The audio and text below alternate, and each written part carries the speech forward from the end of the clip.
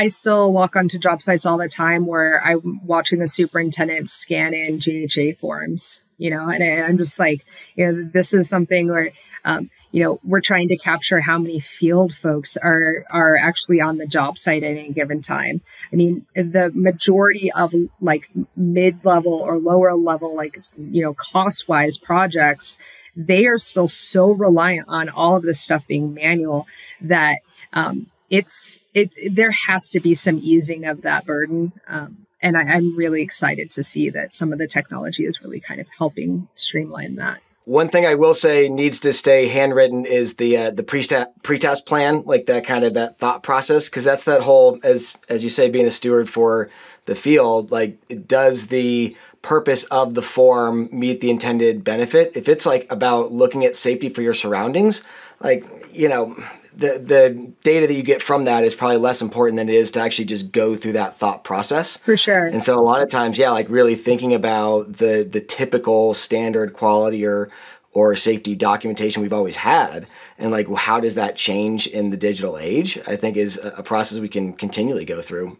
Yeah, and I think, again, the first thing I do when I hear that there's been an incident on site is pull the JHAs or the AHAs that have happened for that day and see if those hazards were even identified. How did we get to this spot where this was even an issue? I pull like announcement logs that show that there was no hot work permit ever presented. So how would we have even known that even was supposed to happen? All of this stuff can be digitized. And honestly, I can do it from the field. I don't have to walk back to the trailer to fill this out. I don't have to then go to each of the foremen to let them know what's happening. I can do it on my app. I can send it out to the entire the geofence foreman section and say, hey, this is what's happening. We're going to be on guard for the next half hour.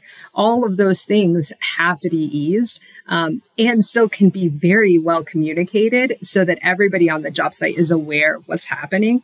But again, I think that if we do kind of move forward with some of these items, the benefit is being able to do real analysis on the back end of why incidents occur or why quality control failures happen.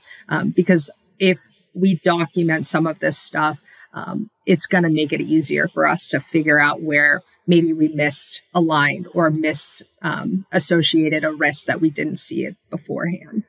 Yeah, in the process, we're trying to call that, or I'm hearing that called going from defense to offense. And, God. Really taking... It's proactive. We're so reactive in our industry, 100% reactive. It is heartbreaking to see that's where, and at what cost? Money, typically, a lot of time, typically.